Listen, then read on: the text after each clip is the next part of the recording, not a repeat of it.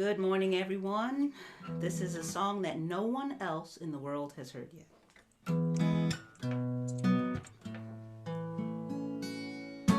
Open your mind to the magic, the mystery.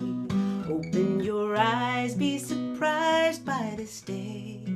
And the moonlit night will be the guide to the sunshine that wants to light your way. You are more than your fears. Truth and love brought us here to this rite of passage.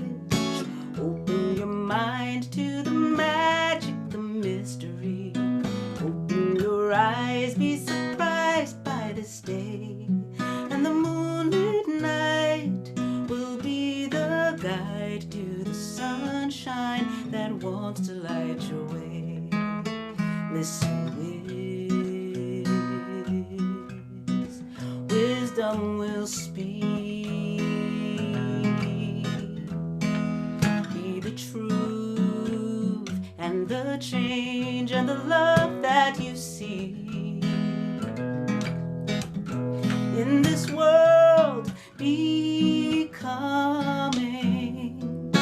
open your mind to the magic, the mystery. Open your eyes, be surprised by this day. And the moonlit night will be the guide to the sunshine that wants to light your way. Oh, the sunshine just wants to light your way.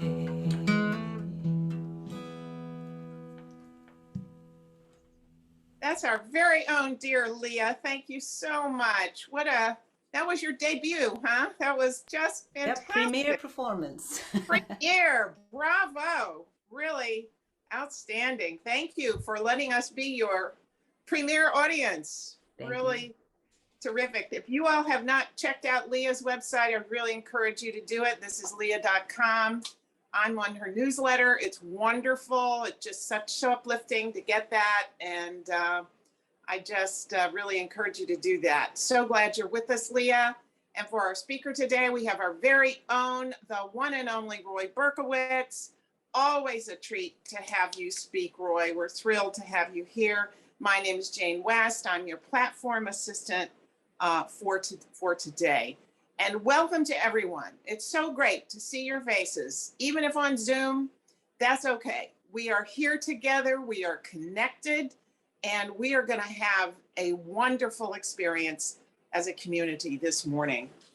And now I'd like to offer a centering prayer. I'll invite you to close your eyes and listen. Dear God, we bring our full consciousness to this moment where we are connected with everyone we see on this screen. We know that our hearts and minds are joined in this moment of communion. We will be present for this hour as we go on a spiritual journey with our beloved Roy, as we are directed by divine truth for unique insights.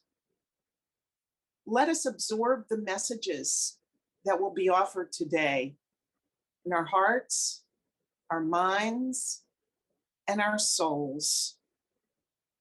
As Leah said in her opening song, we open our eyes to be surprised by the mystery. Wisdom will speak. We are grateful for this hour to lift our spirits together to the divine heights before us. We give thanks. Amen. This song is by India Ari. I am light, I am light.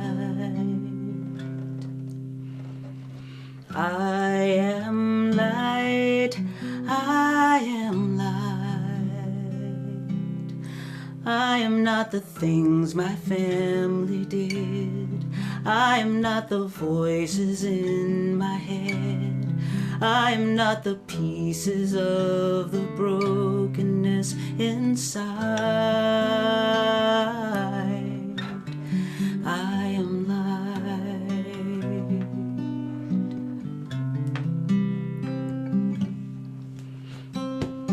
I am light. I am light. I am light. I am light. I'm not the mistakes that I have made, or any of the things that have caused me pain. I am not the pieces of the dream I've left behind. I am light.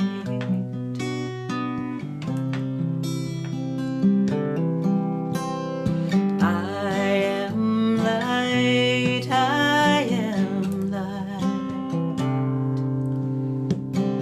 I am light. I am light. I am not the color of my eyes. I am not the skin on the outside. I am not my age. I'm not my race. My soul inside is all light. I have chills following that song because it's such a wonderful lead into what I'm going to talk about today. Thank you, Leah. In 1951, a gorgeous tiger named Mohini was given to the National Zoo as a gift. It was a big deal. She was a white tiger. Her home was in the old lion cage, 12 by 12, iron bars, cement floor, and she roamed that space back and forth every day for years. She couldn't do much else. But then people decided they want to give this magnificent animal an environment to romp in, to be a tiger in a space that had some hills and trees and ponds and rocks. So they gathered money, and on opening day, people flocked to watch her reaction as she was exposed to her new world. The media was there, donors were there, very excited about the gift that they had given this beautiful beast. So people watched with anticipation as the door opened, and out walked Mohini from her cage into this new and expansive environment, this new world. And what did she do? She immediately sought refuge in a corner, and then paced and paced in this small contained space. Over time, when it was worn bare, they found it was a 12 by 12 space. For years, she roamed that 12 by 12 space. She died never exploring beyond that boundary. I talked about Mohini some years ago here, but I wanted to revisit that metaphor. So many of us live in or have moments of Mohini consciousness, doing the same thing over and over because that's what we did yesterday. It's known, it's safe, even though there's so much more. We spend years trapped in some old hurtful patterns by inner voices, old beliefs and fears, which tell us who we are, which become habits and are stronger than any steel bars. Freedom is possible, but not when we've become addicted to the same old automatic thoughts, those old belief systems, and we stay loyal to the suffering they bring. For as Tara Brach says, we prefer certainty of our beliefs rather than not knowing. But as Michael Singer reminds us in The Untethered Soul, you can devote your life to staying in your comfort zone, that is, in the certainty of your beliefs, or you can work on your freedom. Every day, each moment for us is like opening day for Mohini.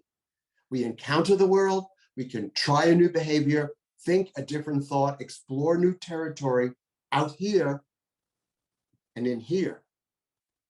Or we can do exactly the same thing that we did the day before, have exactly the same thoughts, reactions, perceptions, and limit our experience to that metaphorical 12 by 12 space and not go beyond that self-imposed cage.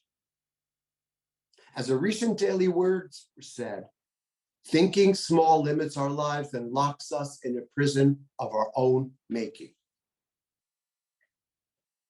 Now, I've spoken before about a statement that a client told me many years ago about his 12 by 12 space. You've heard me say before, it may be crappy, but it's home. It may feel like home, but in Unity, we know that if it is crappy, it is not home. Crappy may keep our lives familiar, but crappy keeps our lives small. Crappy keeps our lives limited.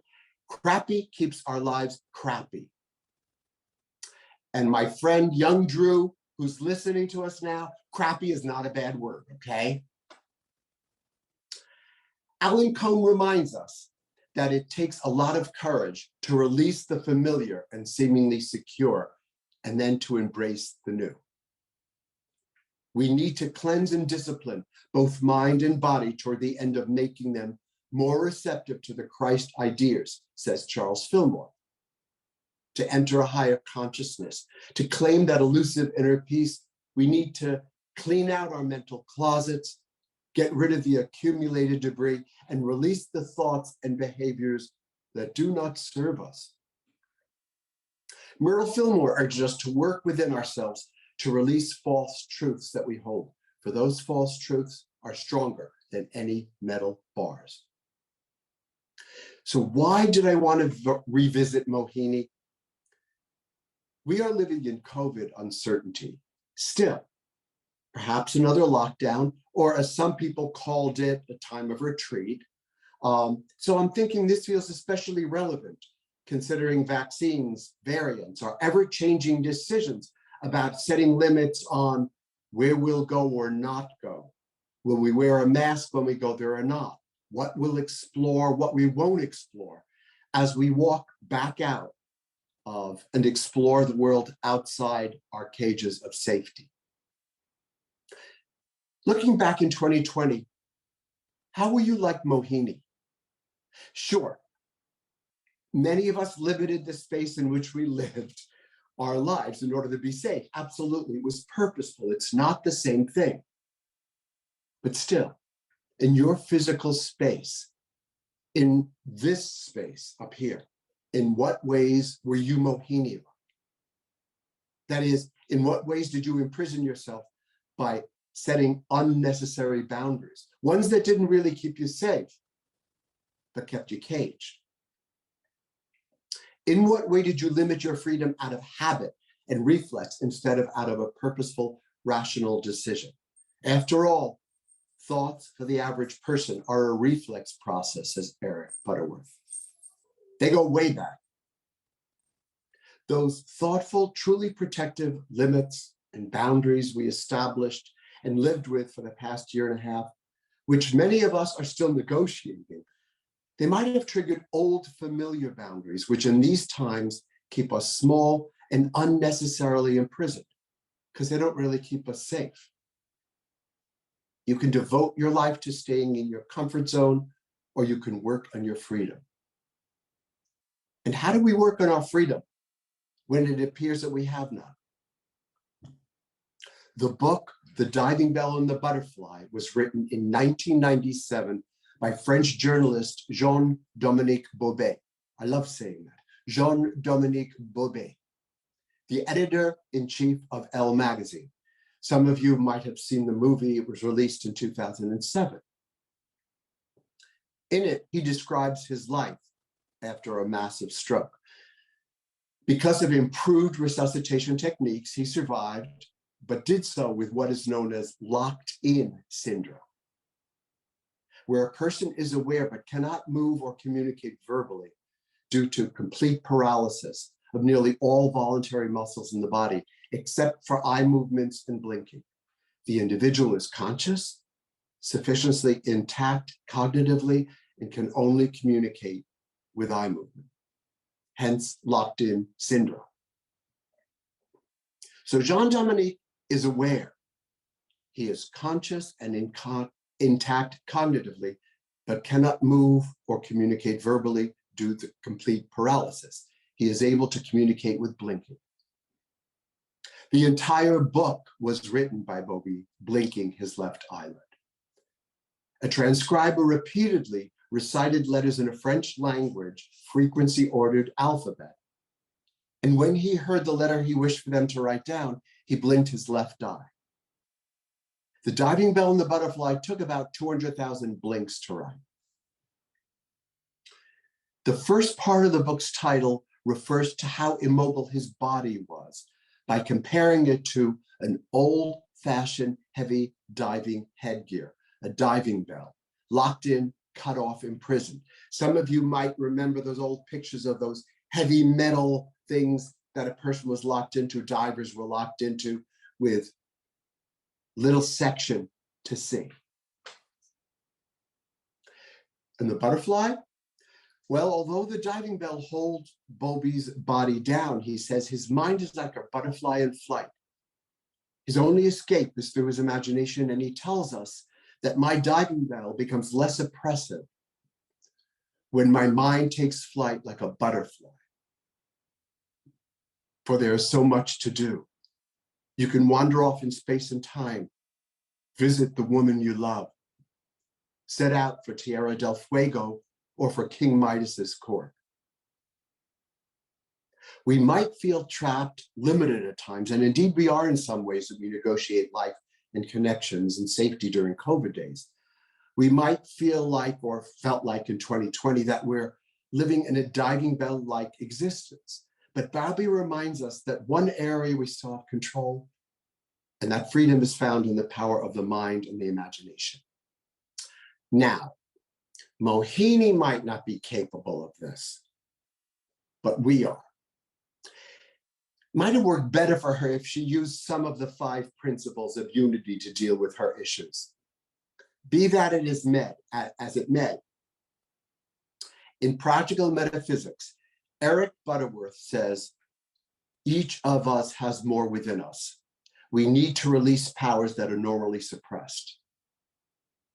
No matter what problems or challenges you face, there's always more in you. And that there's always more in you because the human part of you is like a shell that encloses the divine of you, the imprisoned splendor.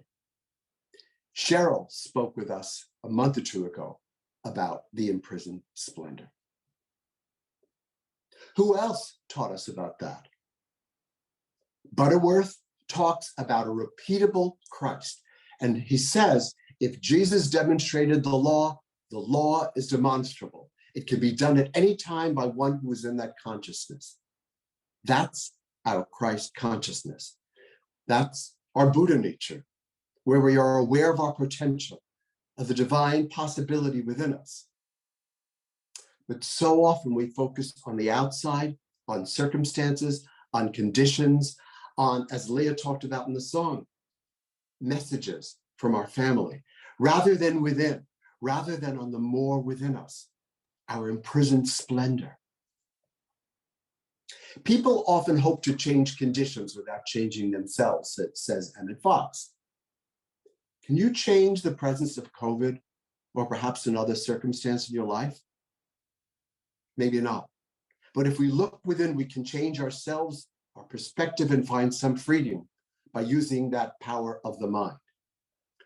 Now, honestly, COVID days were not the first time I've ever felt limited, cut off, or trapped at times.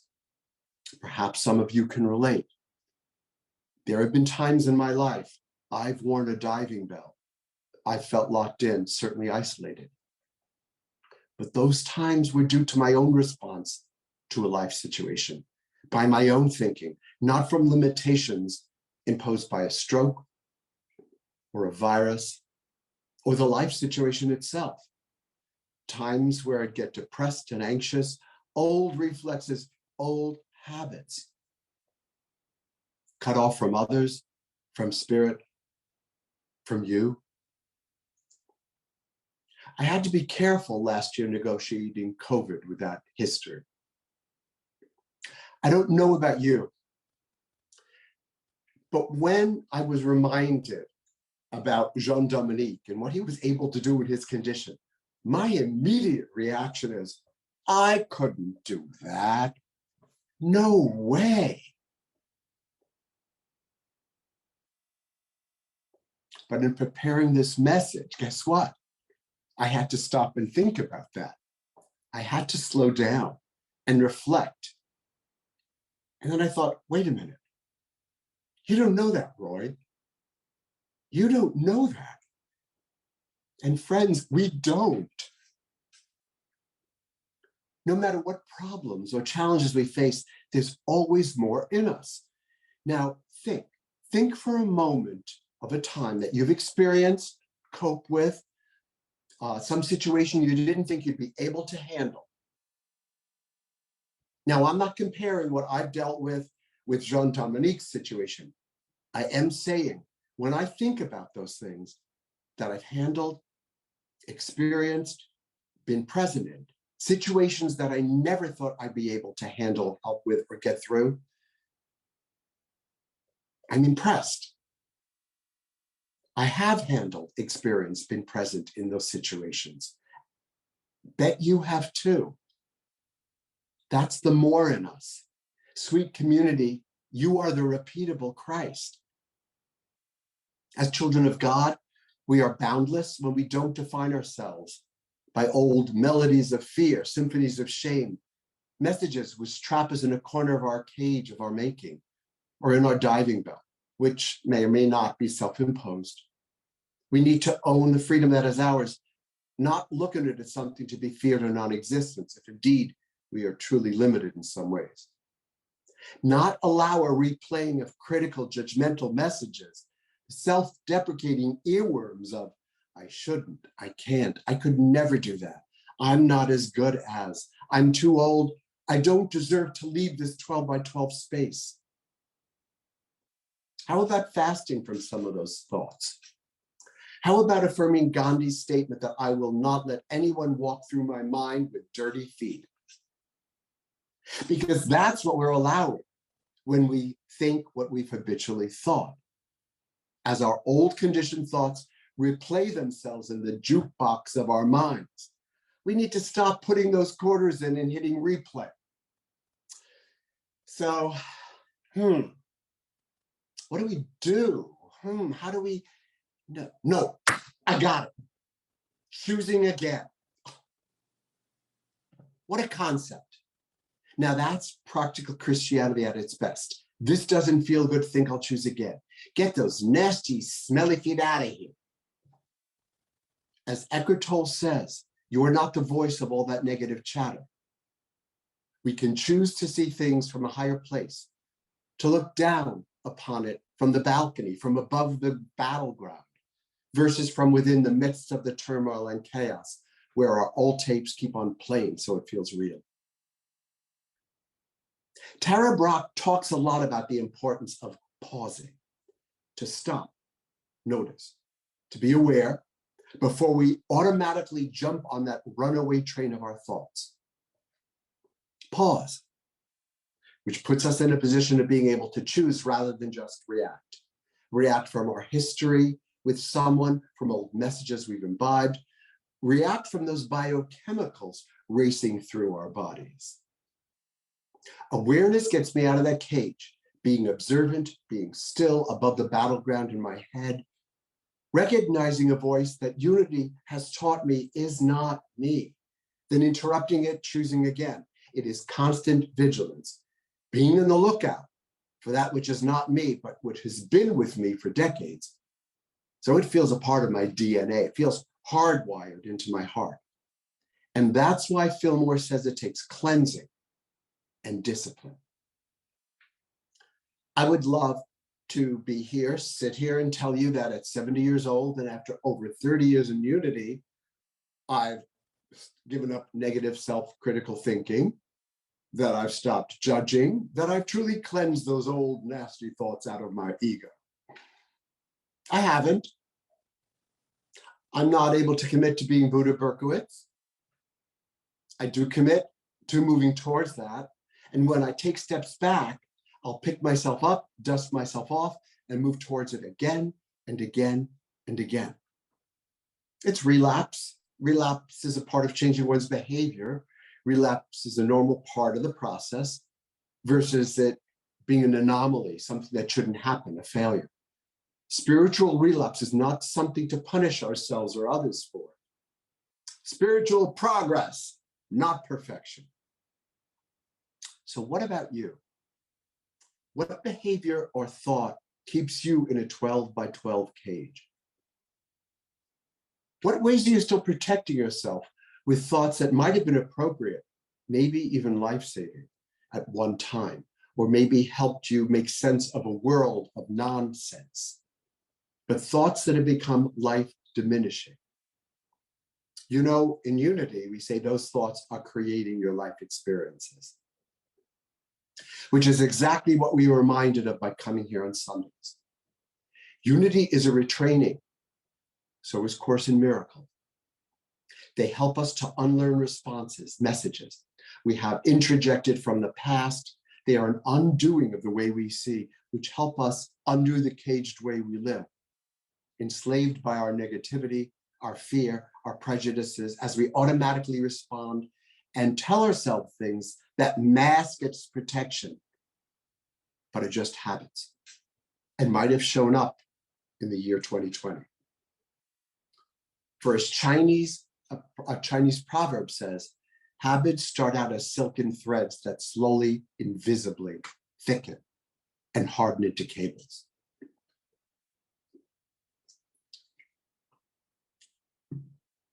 In thinking that I am protecting myself inside my cage or diving bell, I cut myself off from God. I cut myself off from God, from my Buddha nature, from source, and I am feeding and nourishing that which is not me.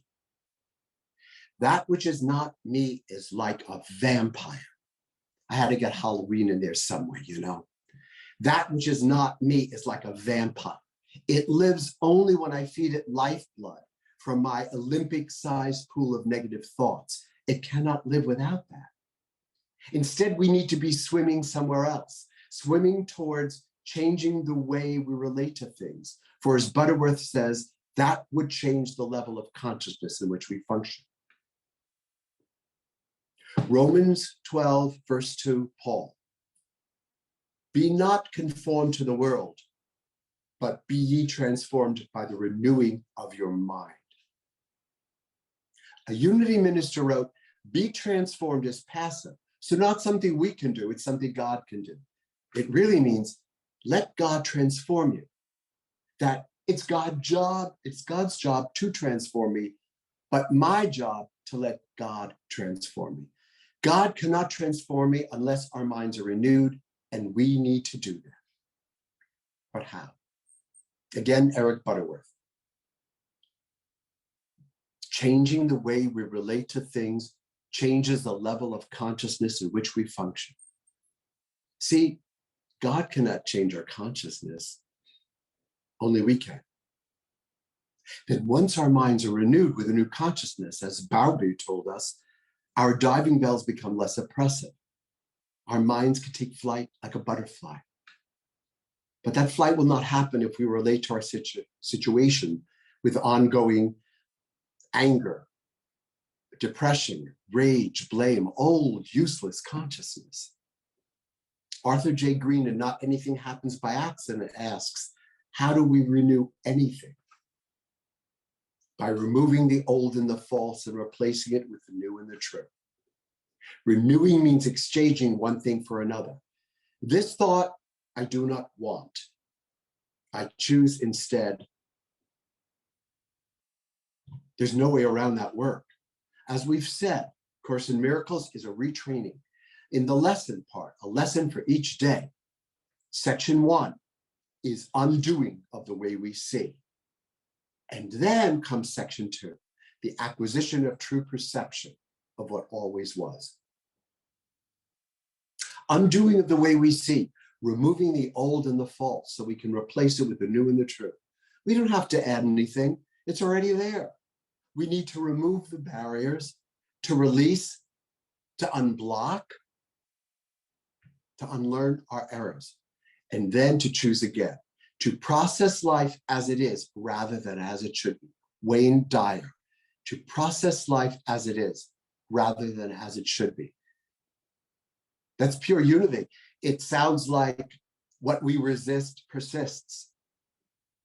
Even though life as it is may have constraints, limitations, perhaps imposed by circumstances like locked-in syndrome from a stroke or COVID-related limitations, or perhaps limitations imposed by a prison of our own making, by our own thinking or beliefs. The last two lines of a poem written during COVID called Today, the first two lines of a poem written during COVID called Today When I Could Do Nothing by Jane Hirschfield. Today when I could do nothing, I saved an ant. The ending, last few lines. I lifted it, took it outside. This day when I could do nothing, contribute nothing beyond staying distant from my own kind. I did this. Yesterday, saving an ant might have been insignificant, perhaps even laughable. But today, accepting life as it is, today, I did this. Look what I have control over. I saved an ant. God cannot change our consciousness, only we can. But how? By changing the way we relate to things. So today, I will choose to see saving an ant as making a difference. Today, I will use my freedom to choose to see this as a triumph, to see this as meaningful, not meaningless. Today, I choose to see differently, to process life as it is, even though, or maybe because, I have constraints, boundaries, limitations. And that's the power of the mind that Bobby is talking about, or more accurately, that he was blinking about. Today, when I could do nothing, contribute nothing, beyond staying distant from my own kind, I did this. Of course, we carry those committees in our minds, that circus of raucous shrieks and sick imaginings is what the Course calls those voices that we consider our real thoughts, which may tell us, you saved an ant? World class loser. Those kind of thoughts drown out Spirit's gentle murmurings as it speaks to us throughout the day, reminding us we can change our consciousness simply by choosing again, by putting a diving bell on those voices and not letting them be the butterfly that takes flight. Mohini never took flight in a new home. There was beauty, some freedom that she never explored, perhaps because of habit, familiarity, fear of the unknown. Her limits in respect to her new environment were self-imposed. She imprisoned herself within a real imprisonment. In contrast to Jean-Dominique, he was imprisoned by almost incomprehensible limitations, but decided to stop pitying himself for other than his eye. Two things were not paralyzed: his imagination and his memory. And because of those two things, even his diving bell became less oppressive as his mind took flight. And when our minds take flight and release our imprisoned splendor, our small, familiar 12 by 12 space just may become a stadium. Take flight, my friends.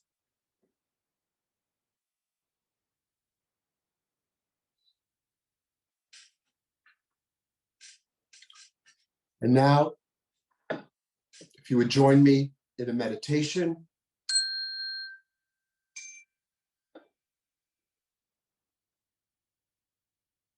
Sit comfortably.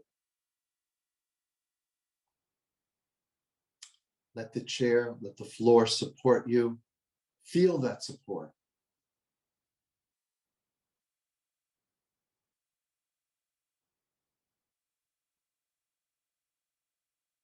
If it's helpful, you can close your eyes.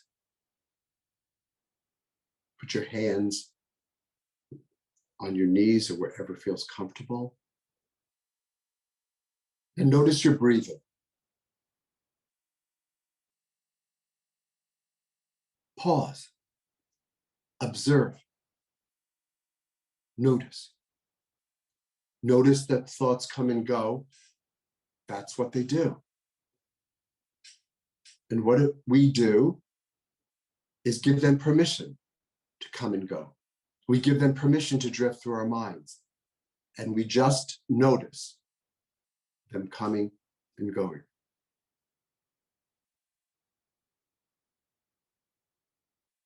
And now we go beyond those thoughts, far from the din. We listen to the butterflies that flutter inside our head. To hear them, one must be calm and pay close attention, for their wing beats are barely audible. But listen, they're telling you that you are more than you appear to be, that there's so much more in you, that you've barely touched your wisdom, your ability to love, to heal, your infinite kindness. Breathe in, I am more than I appear to be. And as you breathe out, send that message throughout your body.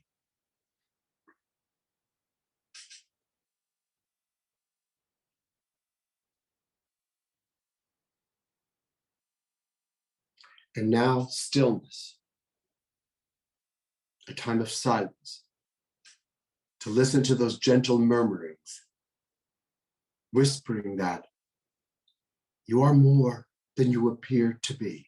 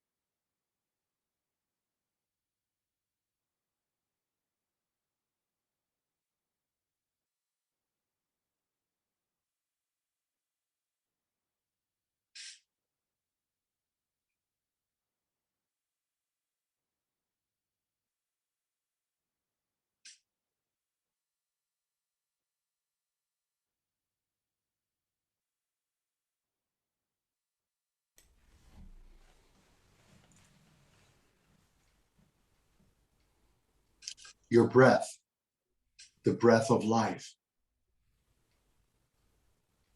Let it escort you back to your space ever so gently.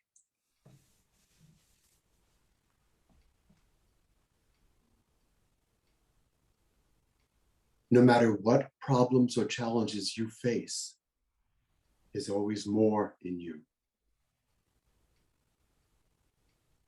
I bring that more with me as I re-enter my world. And so it is.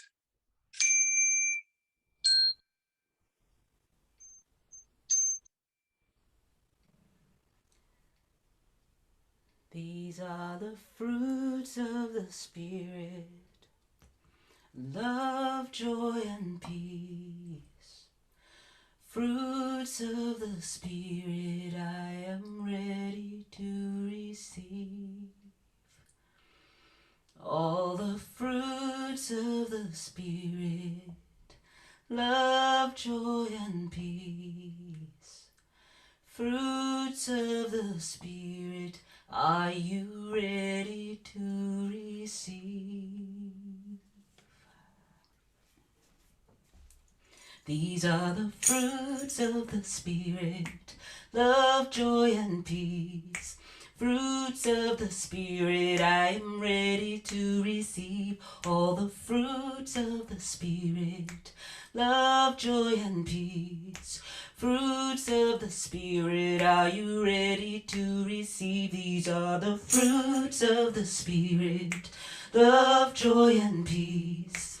Fruits of the Spirit, I am ready to receive all the fruits of the Spirit, love, joy, and peace. Fruits of the Spirit, are you ready to receive? Love, are you ready? Joy, are you ready? Peace, are you ready? Are you ready to receive? These are the fruits of the Spirit, love, joy, and peace. Fruits of the Spirit, I am ready to receive all the fruits of the Spirit, love, joy, and peace. Fruits of the Spirit, I am ready to receive all the fruits of the Spirit. Are you ready? Joy and peace. Joy of the Spirit. Are you ready to receive all the fruits? Are you ready? Joy and peace. I am ready to receive. These are the fruits of the Spirit. Are you ready? Joy and peace.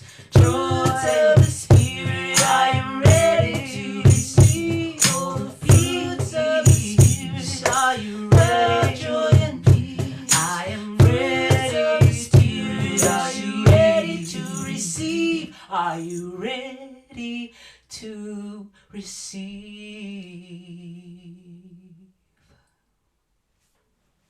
I like to close with a prayer that is a bit of an adaptation from the prayer for community that Richard Rohr sends out every day. If you get his daily emails, he runs something called the Center for Action and Contemplation in New Mexico.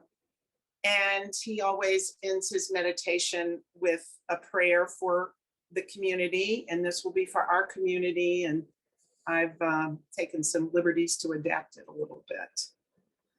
Loving God, you fill all things with a fullness and hope that we only glimpse. Thank you for leading us into a time where more of reality is being unveiled for us all to see. We pray that you will take away our natural temptation for cynicism, denial, fear, and despair. Help us to have the courage to awaken to greater truth, greater humility, and greater care for one another. May we place our hope in what matters and what lasts, trusting in your eternal presence and love. Listen to our heart's longings for the healing of our suffering world. Listen to our desire to move away from fear and attack. Listen to our desire to release our imprisoned splendor. Listen to our desire to live in love and to practice forgiveness. Knowing, dear God, you are hearing us better than we are speaking, we offer these prayers in all the holy names of God. Amen.